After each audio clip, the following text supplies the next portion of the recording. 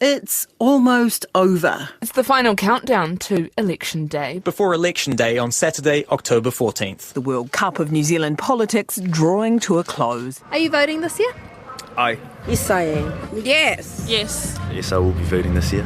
But there's still an important job to do. The Electoral Commission's setting up shop in libraries, churches, memorial halls and marae, bringing voting stations into the spaces people use. Hi, I'm Alexia Russell. And I'm Sharon Brett Kelly. And today on The Detail, we're behind the scenes at the ballot box. Thousands of polling booths, tens of thousands of special staff, and millions of votes to count.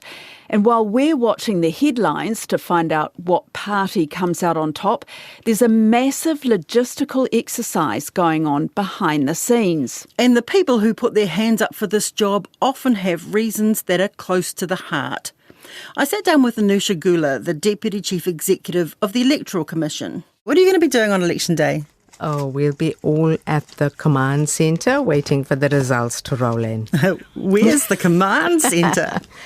It's at our national office. In Wellington? Yeah. What does it look like? It's just, got all the screens up. Staff will be verifying details as they're feeding it onto the website. So, do you have a map of the country and then it lights up red or blue?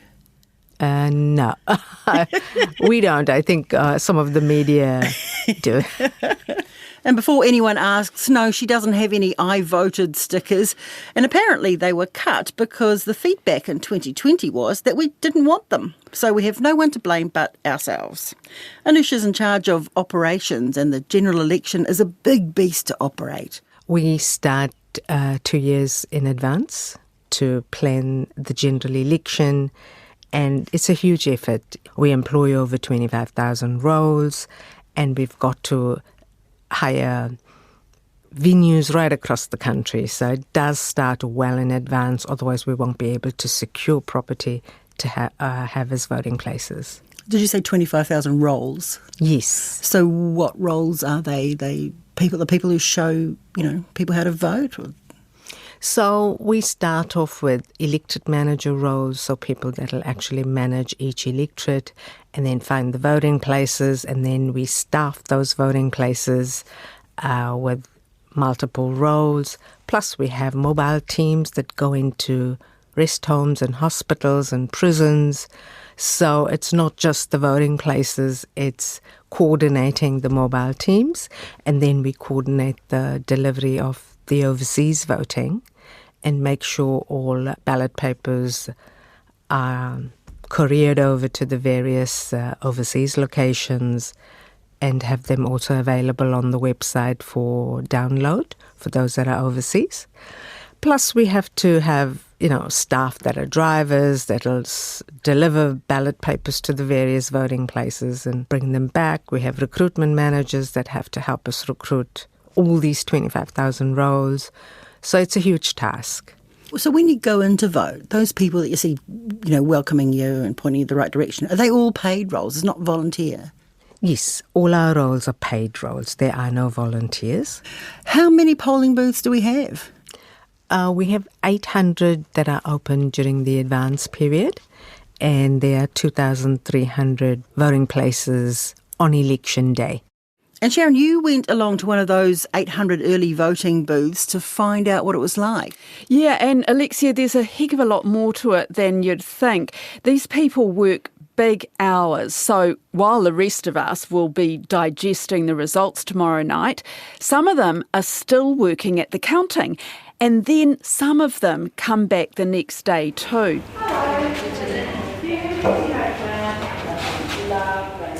I spent a couple of hours at Pakuranga Plaza in East Auckland where there was a bit of a rush of early voters and such a range of people, from an elderly Chinese couple to a young Māori woman who came in with her friend, didn't even plan to vote, hadn't even registered, and then within 5 minutes she was all signed up. So I talked to a few of the people working there about why they got involved, like Kim.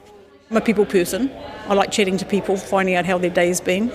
There's a lot of chat about the weather, obviously, being in Auckland. You feel good that you've, helped them along, helped them get get the job done, and I always say to them, well done as well for, making the effort to come along and vote. Ainley Perez. And I see on your label there your languages are English and Filipino. Yes, that's correct. Must be pretty valuable for doing this job. Yes, yeah, it does help, and people who speaks my language, like I can help them, more. Is there anything that surprises you about what has, the whole process?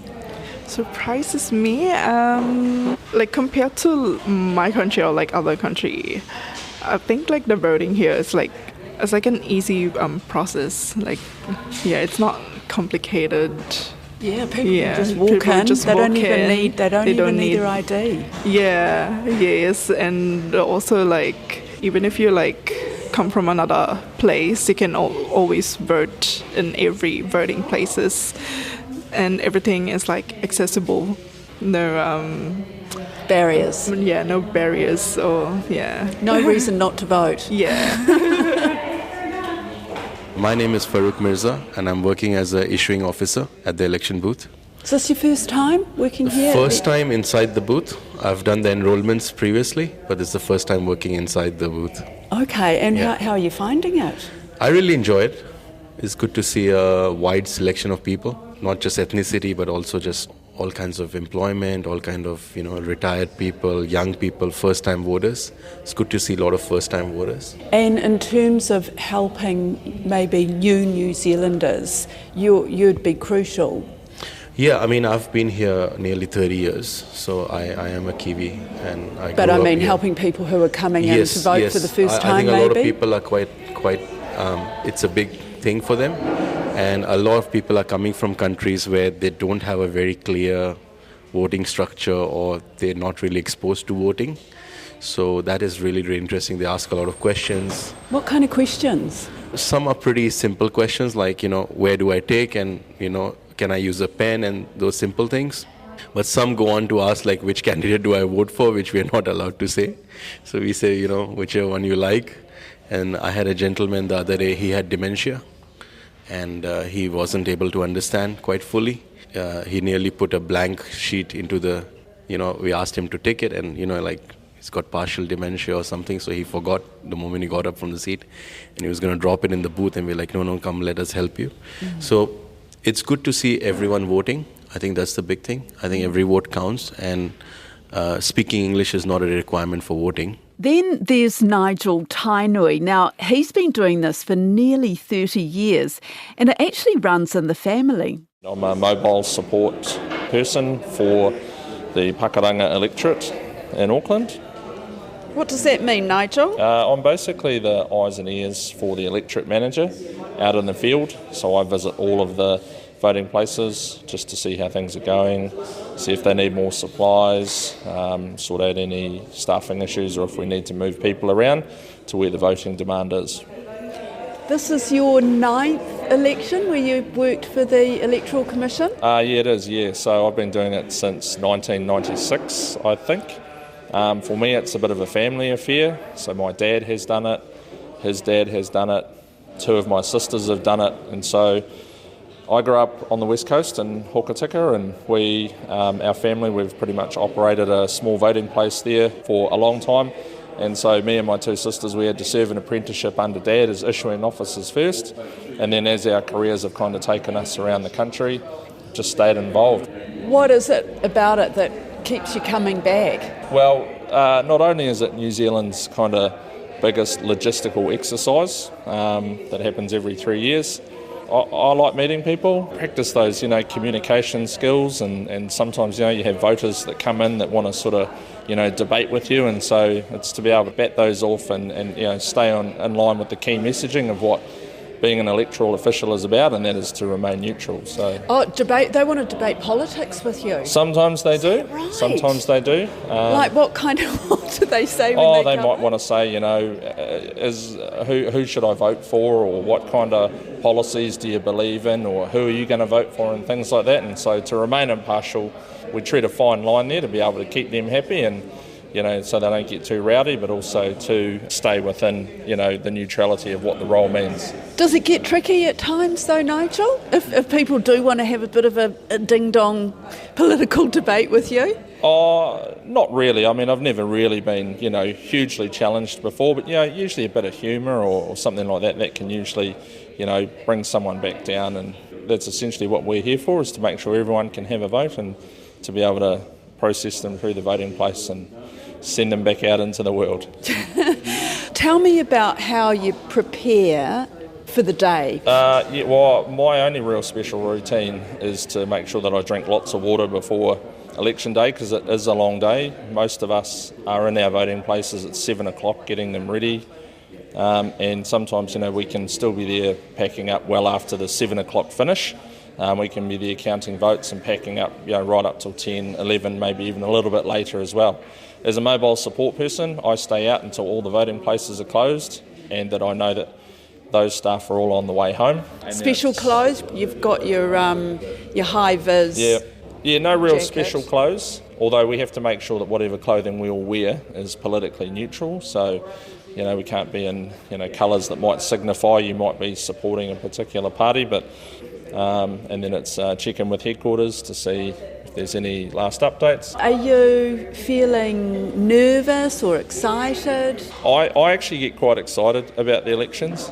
Every 3 years when they come around, as soon as the date is announced, I'm putting in annual leave at my normal day job. It's it's a great thing to be part of.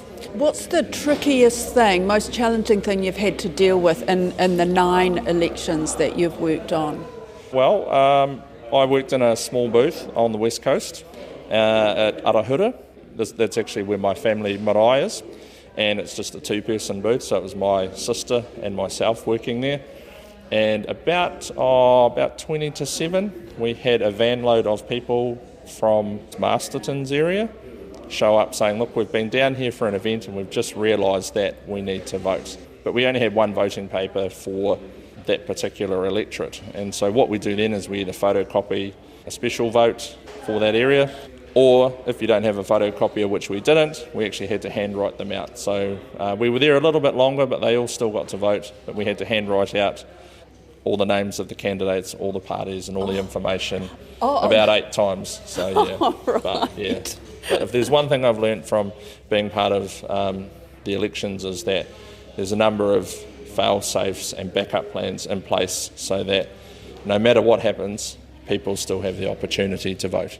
It's not just fail-safes and backup plans. As well as that, they've got to think of the scrutinising, the checking every single document, making sure they get to every single eligible voter. And, of course, it all adds up to a lot of, not just a lot of work, but a lot of money. It is quite a costly business. When I talked about we have 25,000 people, the least that they get paid is a living wage, and we have to hire property, security, technology. So we're looking at about 144 million to run an election. Well, there's not a price you would like to see repeated a few weeks down the track. No. Now we're less than a week away from the election, but National's already warning of a growing chance we'll need another one if they can't reach a deal with New Zealand First. Why are you panicking so much? We're not panicking at all. You're threatening a second election before we've even had one. We are very focused on making sure New Zealanders understand the gravity of the situation. It has been floated this year that if we can't get agreements, we may have to have a second election. Is that taken into your calculations? I mean, how do you prepare for that? We had not factored that into our planning. We're looking at delivering a successful general election this weekend. Because that has not happened before, obviously. No. 144 million. Does it go up every year? It must have, inflation's been quite Absolutely. bad. Inflation, cost of the hire of properties this year was huge because building prices had gone up, and it was much easier during COVID. Nobody was using the buildings, so we could get it for a much lesser rate, but we definitely noticed the increased cost in property and personnel and technology. So no one just says, oh, look, you can use my shed for free. Gone are those days. They want to do their democratic duty. As you would be surprised, some people have made it available to us for free, but those are mainly in rural areas and smaller towns. But in big cities, we have to pay the market rates. So is there a limit on your budget, or is it all worked out early on and you cannot spend past that? Was there no limit on democracy? Well, I guess, we present to the Ministry of Justice what it's going to cost us, and they allocate the funding. And as we progress, if we need more, we go back to them. Of course, you can never calculate the possibility of someone dying before the election. The shock by-election has been triggered by the death of ex-Port Waikato candidate Neil Christensen. Voters in Port Waikato will be heading back to the polling booth just 6 weeks after the general election. What did you do when candidate for Port Waikato Neil Christensen died? Yeah, it was a bit sad, but we just got to go with what the law expects of us. So we go back to the legislation and we have to rerun the voting for that Port Waikato electorate. And is this something that you have contingency plans for? It must have happened in the past. Not for the general election. This is the first time since MMP that we've had a candidate pass away during the election. When it comes to casting votes, there are some myths around. For example, Electoral Commission workers are allowed to vote. They're impartial in their roles, but they still get their say, obviously. And contrary to what NZ Loyal Party leader Liz Gunn says, there are no machines doing the counting. And the reason that Jacinda Ardern told us last time, vote early, vote early, vote early, was to get all your votes into the machines. If you don't know what the machines means, look up how Biden got into his term of office through those voting machines. That's purely an American import. There's nothing to do with us. Voting machines are not on the agenda.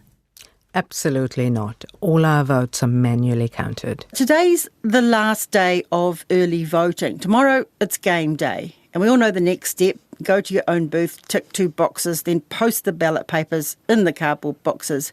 But then what? Yeah, well, that's not the end of it. And when the polls close at 7 o'clock, that's not the end of the day for Nigel Tainui, who's been there since 7 a.m. We'll just cut through one of these. Cut through the voting booth. So these are the ballot boxes. They're all numbered and named according to the electorate. Here at our voting place here, we actually take votes for a number of locations. That's because we're kind of central to or on the border of shared electorates. And then you've got your special votes at the end for people who are outside these electorates. Yeah, there could be a number of reasons why someone needs to cast a special vote. That could be because they need to update their details. They could be a first-time voter. They might be, they could have been overseas for some time and just sort of dropped off the electoral rolls kind of radar. But it's a quick process to be able to update and enrol on the day and still be able to cast a vote. Voting finishes at 7? 7 o'clock, yes. 7 p.m. And then what happens to these ballot paper boxes? Right, so we close the doors, make it all secure here. We will open all of these boxes, and our first thing is to make sure that each box actually contains votes for that electorate. Then we have a process that we go through to reconcile how many votes we believe have been issued for that particular electorate here, and then we get into the counting. And so the counting is... Oh, you're actually doing the counting here? We do the counting here as well. Oh, okay. Yep, so for all of the ones that we have here on election night, we count here, and then we phone those results in to the Commission. And it doesn't finish there. That's when the staff then have to securely pack everything up, particularly the votes, and then 2 of the staff have to take those back to our electorate headquarters on the night, where it's all checked and accounted for again. And that's ready for Sunday morning when what we call the official count happens. So it's all counted again, the whole lot, and materials are returned to the various electorates so that they can go through the same process. How do you feel when it's all over for you, all over for another election? I feel like a real sense of accomplishment, that the great people that I've worked with, that we have delivered something that's really important for New Zealand's democracy. And this is something a lot of people I talk to bring up, that New Zealand's democracy is something, we take for granted, but overseas it's not a given. Here's Farouk again, the issuing officer from earlier. Where you come from, I know that you've been here for 30 years. Did you vote in your country of origin? Yes, I came from India. Okay, so can you tell me how different is the voting place? One is this is very, very light compared to the numbers that turn up there. Voting there is about 2 or 3 days, and it's like crowds of hundreds of thousands non-stop. So you got to stand in the queue for an hour and a half before you get a chance to vote.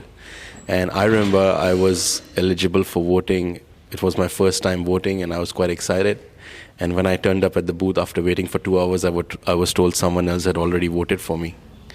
How can that be? Well, of the same name, same details. They don't check so much, and someone just went ahead in the morning, and that's the thing about democracies like that there's a lot of rigging and there's a lot of other things going on. It's all political. So that was, I kind of went to vote, but I didn't really vote. So my first experience of voting was in New Zealand, and I think New Zealand has one of the cleanest democracies in that sense of voting, and how much checks and balances we have to do as an issuing officer. Everything is manual, and a lot of people say, why is it not electronic, and why do I have to fill this form and that form? But that's all the checks and balances that are there, so we don't make mistakes, and the vote counts. What are those checks and balances? So for example, if you're doing a special vote, there's a declaration form you need to fill. If you need to register yourself, there's a registration form you need to fill. Then what we need to do is we need to check it on the ballot sheet, and then we have to mark that name off on there. There's like 6 different places we need to write the same number, the voting number, or the sheet number where the name sits, and then that is checked again at the time of voting and stuff. So, it all needs to tally. So it can be cumbersome, but I think it's a good process. So as long as it's fair to everyone, that's what matters. I just want to encourage first-time voters to come and vote. If you want to make a change, please come and vote, because then if you don't vote, then you don't have a say and you can't complain about it for the next 3-4 years. If you put a vote, then you have a right to say something. If you don't vote, then shut up. Okay, that's saying it straight, Farouk. Fair enough. How did you get involved in this? What sparked your interest? You mean in elections? Yeah. I think it's my personal journey that motivated me to work in the Electoral Commission. I was born in South Africa during the apartheid era, and I didn't have the right to vote, neither did my parents. So when I saw this role, I knew it was for me. Must be extremely satisfying for you. Yeah, I feel extremely privileged to be able to make democracy happen in New Zealand. Well, that's it for today. I'm Sharon Brett-Kelly. And I'm Alexia Russell. The details supported by the Public Interest Journalism Fund. This episode was engineered by Phil Benge and produced by Bonnie Harrison. Thanks to Farouk, Nigel, Ain Lee and Kim at the Pakuranga Plaza voting booth, and to Anusha Gula. Now, if you haven't already, get out and vote. You can find a list of polling booths at elections.nz. Ka kite anō.